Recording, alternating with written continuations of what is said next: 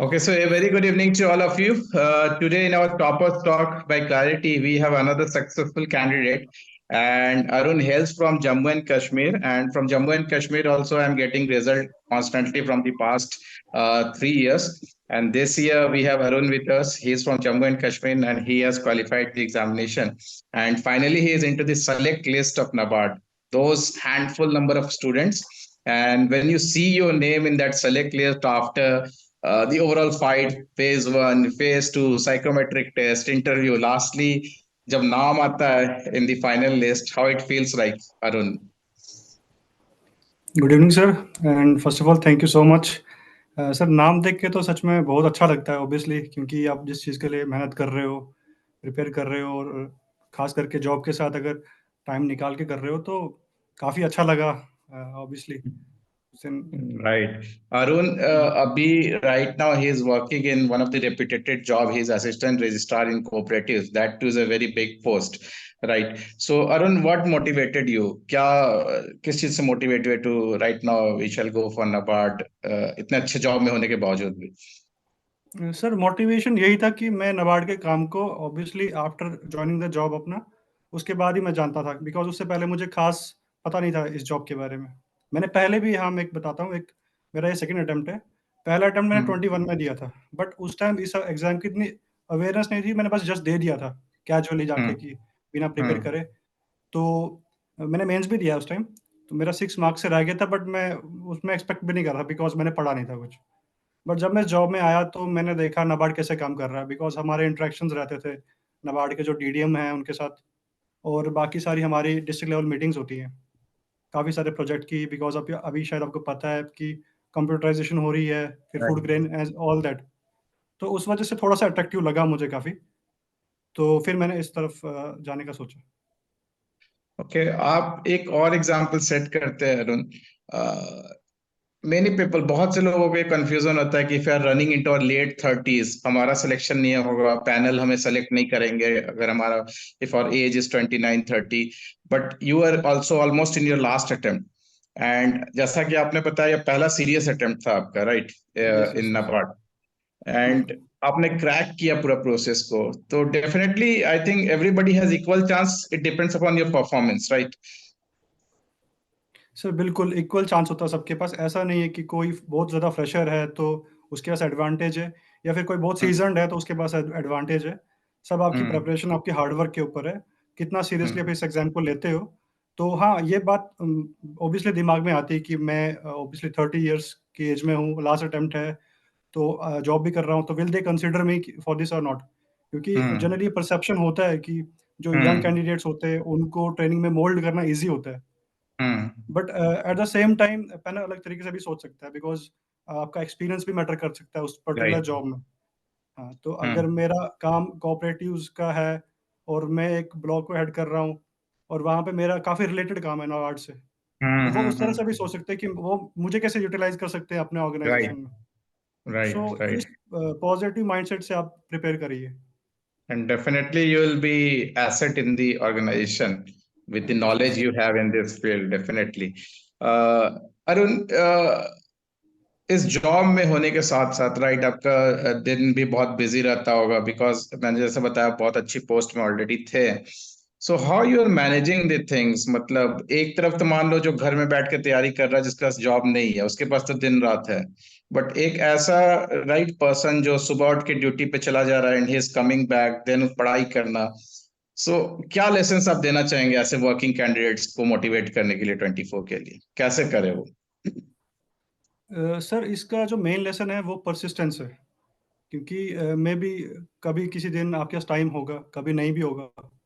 Because आजकल जो है, ऐसा नहीं है कि गवर्नमेंट जॉब्स में वो 10 टू 4 वाला हिसाब अब राइट। खत्म हो गया है ऑलमोस्ट। तो एग्री। अब ऐसा नहीं है, अब आपको बिल्कुल टारगेट्स मीट करने पड़ते हैं। लेकिन मेरा जो सबसे बड़ा पॉइंट था, वो था कि कंसिस्टेंसी से पढ़ना है। चाहे यूजुअली मैं 3 से 4 घंटे रोज़ निकालता था रेगुलरली, कि हम्म कोई भी दिन हो। बट अगर किसी दिन मैं नहीं भी निकाल पा रहा हूँ, तो मैं ट्राई करता था एटलीस्ट आधा घंटा तो करूँ, क्योंकि मेरी वो स्ट्रीक जो है वो टूटे ना। राइट। बिकॉज़ जब वो टूटती है ना, तो फिर आप सोचते हो कि आप पीछे रह जाओगे या फिर काफ़ी कुछ छूट जाएगा। हम्म। तो एक मेंटल प्रेशर क्रिएट हो जाता है। तो मेरा यही था कि जितना मर्ज़ी करूँ, लेकिन रेगुलर करूँ। हम्म। सबसे बड़ा प्लस पॉइंट वही था। Right. So if we bifurcate, अगर हम बाइफरकेट करें पूरे इस प्रिपरेशन प्रोसेस को, तो फेज वन को आपने कैसे टैकल किया? इनिशियली मेरिट, नॉन मेरिट को, एनी स्पेसिफिक स्ट्रेटेजी जो था आपका, मतलब लिमिटेड टाइम होने के बावजूद? सर मेरा ज़्यादा फोकस मेरिट सेक्शन पे ही था ऑब्वियसली, क्योंकि जिसका नॉन मेरिट है मुझे लगता है काफ़ी डुएबल है। और जो लोग ये वाले एग्जाम्स में जाते हैं रेगुलेटरी बॉडीज़ के लिए, उनके लिए नाबार्ड का रीजनिंग और क्वांट टैकल करना कोई बहुत बड़ी बात नहीं है। Again same with hmm computer, और डिसीजन मेकिंग का काफ़ी कम कट ऑफ रहता है। तो आप मतलब कि कामनेस के साथ उस पेपर को देखो तो आप इजीली कर लोगे वो। और मेरा मेन हम्म इसमें जो सोर्स भी था वो था जो फ्री सोर्सेज अवेलेबल हैं, जैसे कि यूट्यूब से पढ़ हम्म लिया, कोई लेक्चर है। हम्म अब मैंने ये बात भी देखी थी कि मेरे को एक पर्टिकुलर चीज़ ही पढ़नी है। ऐसा नहीं है कि मैं पूरे मैथ्स के 12 या 15 चैप्टर्स कर लूँगा। मैं हम्म सिलेक्टिवली 4 या 5 या 6 चैप्टर्स ही करूँगा। जैसे कि हम्म क्वाड्रेटिक इक्वेशन हो गया, इस तरह के, जो मुझे लगता है कि मैं कर हम्म सकता हूँ इज़िली और उसका हाई चांसेस है आने के। तो मैंने हम्म बिल्कुल फ़ोकस्ड करके तैयारी करी, विद क्वांट एंड रीज़निंग करके, मॉक शॉक दिए एंड क्वेश्चन सॉल्व किए। हम्म बाकी जो मेरिट जो था वो मेरा मेन फ़ोकस था, बिकॉज़ वो मुझे हम्म आगे भी काम आएगा obviously for the mains and the interview as well. Right right तो मैंने स्टार्टिंग से ही एक इंटीग्रेटेड तरीके से तैयारी करी थी। तो right. That was all for like prelim part.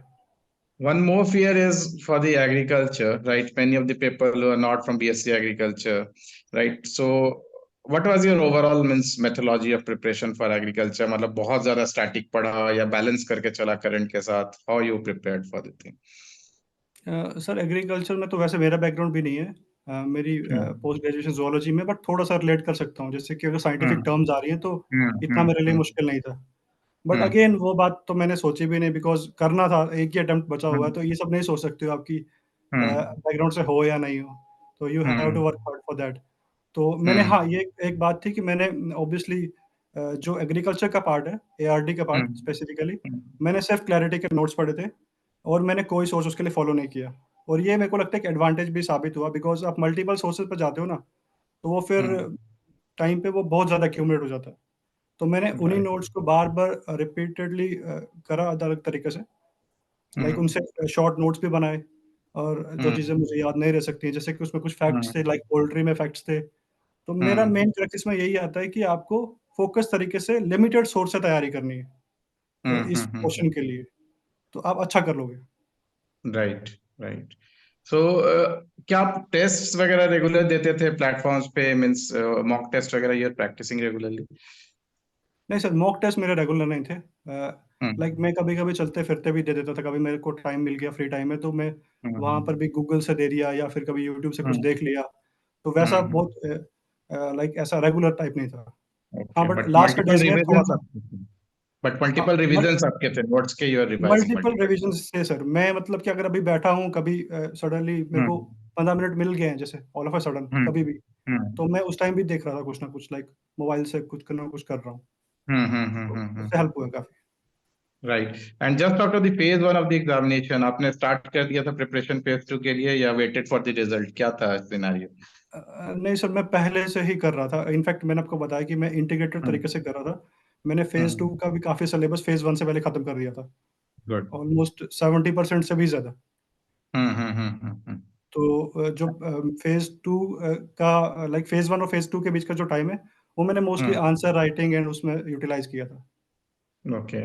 Now coming on to this part only, the phase two में जो डिस्क्रिप्टिव होता है, बहुत से स्टूडेंट्स को इश्यूज रहता है, राइट? सबको एक्चुअली एक हैबिट नहीं होता मानो लंबे लंबे आंसर्स लिखने का। For those type of students what message would you give for 2024, how they should take this portion of descriptive? कैसे तैयारी करनी चाहिए इसके लिए? सर पहली बात तो है पढ़ाई करनी है। पहले तो नॉलेज हम्म गैदर करना ही ऑब्वियसली। उसके बाद हम्म मेरा जो फंडा था इसमें कि मैंने टेम्पलेट्स बना के रखे हुए थे इंट्रो एंड कंक्लूजन के, कोई 20-30 अलग से, लाइक रूरल डेवलपमेंट हम्म पे, financial inclusion, poverty alleviation, related hmm subjects के ऊपर। तो बस हम्म मुझे हम्म वो अकॉर्डिंग टू क्वेश्चन बस थोड़ा-सा ट्वीक करना था। तो वो चीज़ मेरे हम्म काफ़ी हेल्प में आई है, बिकॉज़ इंट्रो कंक्लूजन ऑलरेडी बना हुआ है। तो हम्म बाकी आप जो भी ऑब्जेक्टिव के लिए पढ़ रहे हो, तो वो आप उसमें यूज़ कर सकते हो। सो वो सेम राइट। चीज़ है। बाकी रही टाइम मैनेजमेंट करने की और टाइपिंग की, तो वो आपको प्रैक्टिस करना पड़ेगा। Hmm. So that's very good point आपने एक मेंशन किया कि जो भी टॉपिक्स है उसके कुछ कुछ मतलब ब्रॉड हेड्स में ending and starting you can prepare, उसको प्रैक्टिस करते रहिए। तो मतलब just have to use it, mould those starting और ending as per the need of the question, right? Good. जी sir. And in real examination Arun, एक और क्वेश्चन जो हमेशा कैंडिडेट्स पूछते हैं कि सर 600 वर्ड्स 400 वर्ड्स के क्वेश्चंस हैं, right? So how do you catered actually in the examination? क्या आपने भी 600 400 लिख के आए और you try to maintain the quality, और कैसे आपने मैनेज किया? सर क्वालिटी तो मैंने मेंटेन करा, वो तो मेरी प्रायोरिटी थी उसमें।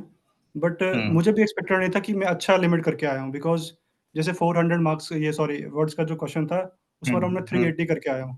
ओके। और जो 600 का एक क्वेश्चन था, उसमें मैं 580 प्लस करके आया हूँ, और एक जो था एक्सटेंशन वाला, हम्म। एग्रीकल्चर एक्सटेंशन, वो मेरा कोई 300 समथिंग रह गया था, बिकॉज़ उसमें मेरा राइट। नॉलेज इतना ज़्यादा नहीं था। तो वो मैं कर पाया था। Hmm. And this time the pattern भी थोड़ा सा डिस्क्रिप्टिव में चेंज हुआ है, उन्होंने बाइफरकेट कर दिया। तो हुँ, इसके लिए थोड़ा सा बताओ कि स्टूडेंट्स को क्या ध्यान में रखना चाहिए to attempt the answers, because last year तो लमसम आ जाता था 15 मार्क्स, ठीक है? अभी कैसे उसको ले, मतलब पॉइंट वाइज अगर बाइफरकेशन कर दिया तो how you handled it, and क्या मैसेज देना चाहोगे नेक्स्ट बैच के लिए?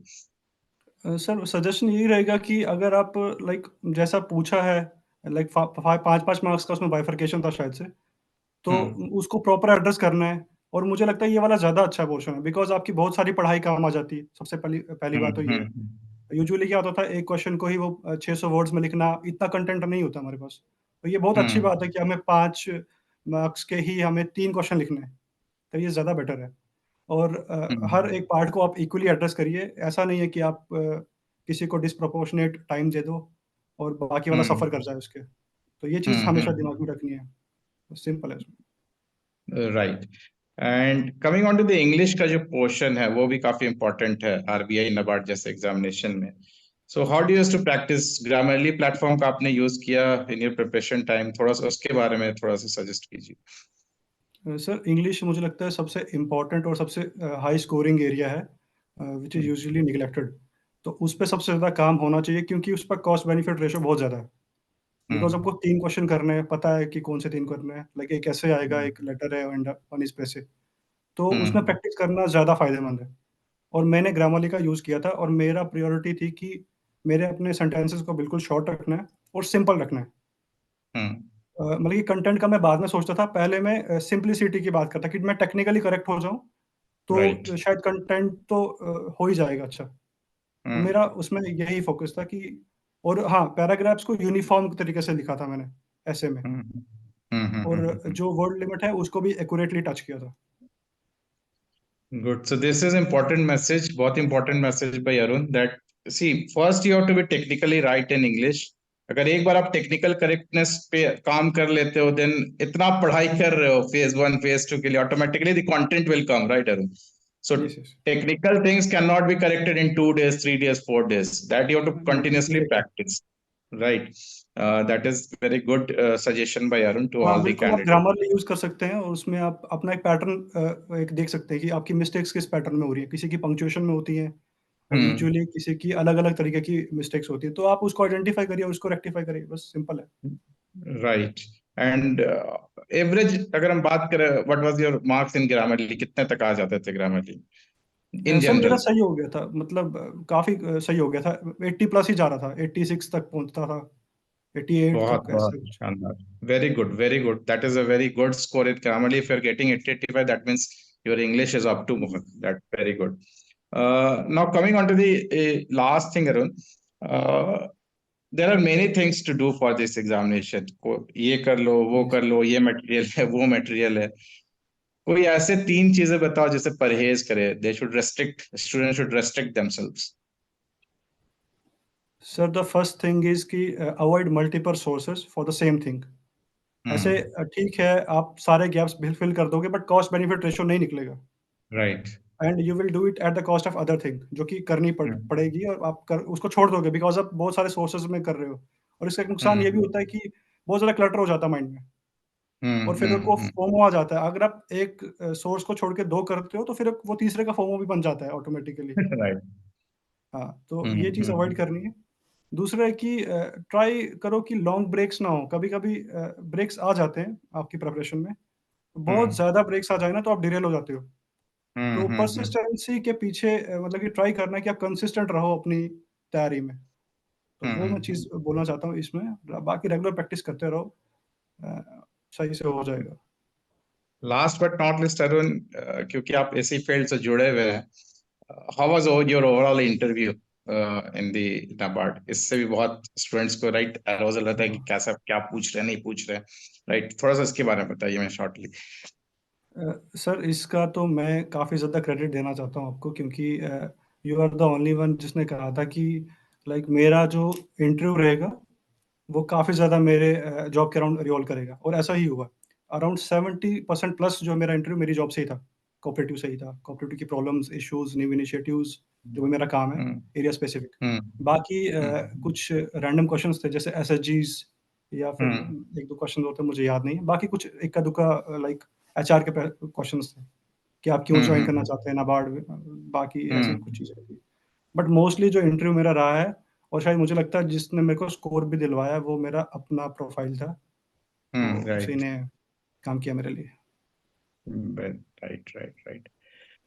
That's it, Arun. Thank you for your precious time, for sharing your insights. Definitely, जो भी आपने points बताए हैं, वो देखो छोटी छोटी बातें ही होती है that helps the candidate, right? बाकी सब कोई तो अपने अपने end से कर रहा है, but एक दो जो बारीकी वाली बात होती है ना, experienced candidate can only tell. So thanks for sharing such valuable information, right? And best of luck from my side for all your future endeavors. Hope आपको इतने knowledge है related to cooperatives and all definitely will prove to be asset for NABARD in the coming days. Thank you sir, thank you so much, thank you. Okay, okay, bye bye. Take care.